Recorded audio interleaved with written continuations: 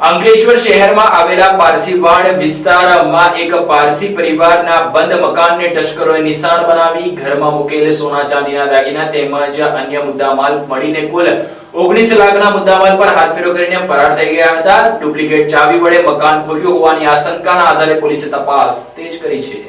અંકલેશ્વર શહેરના ભરૂચી નાકા વિસ્તારમાં પારસી અગિયારી પાછળ પારસીવાડમાં રહેતા અને કન્સ્ટ્રક્શનના વ્યવસાય સાથે સંકળાયેલા મઝુમ રુસ્તમજી વીમા દલાલના પિતરાઈભાઈના દીકરાના લગ્ન પ્રસંગમાં મહેર મેન્શન નામના તેમના મકાનને બંધ કરીને પુના ગયા હતા। આ દરમિયાન તસ્કરોએ ડુપ્લિકેટ ચાવીથી મેન્શનના મુખ્ય દરવાજાનું તાળું ખોલીને તસ્કરો અંદર પ્રવેશ્યા હતા। ઘરમાં પ્રવેશેલા તસ્કરોએ તિજોરી તથા લોકરો ખોલી તેમાંથી સોના ચાંદીના દાગીના તથા રોકડ રકમની ઉઠાંતરી કરી ફરાર થયા હતા। તસ્કરો મકાનમાંથી રૂપિયા 16.80 લાખની કિંમતના સોનાના 14 તોલા દાગીના અને રૂપિયા 3 લાખ રોકડ મળી કુલ રૂપિયા 19.80 લાખના માલમત્તાની ચોરી કરી ફરાર થયા હતા। બનાવની જાણ થતાં પીઆઈ પીજી ચાવડા તેમજ પોલીસ કાફલો સ્થળ પર દોડી આવ્યો। ઘટનાની જાણ થતાં એલસીબી ટીમ પણ સ્થળ પર દોડી આવી હતી। ડોગ સ્ક્વોડ અને એફએસએલની મદદ લેવામાં આવી રહી છે। ઘરના દરવાજાને તોડ્યા વિના તસ્કરો અંદર પ્રવેશ્યા હોવાની ચોરીમાં જાણભેદુનો હાથ હોવાની આશંકા છે। ચોરીમાં પૂર્વજો સમયના કિંમતી દાગીનાઓ પણ તસ્કરો ઉઠાવી ગયા છે।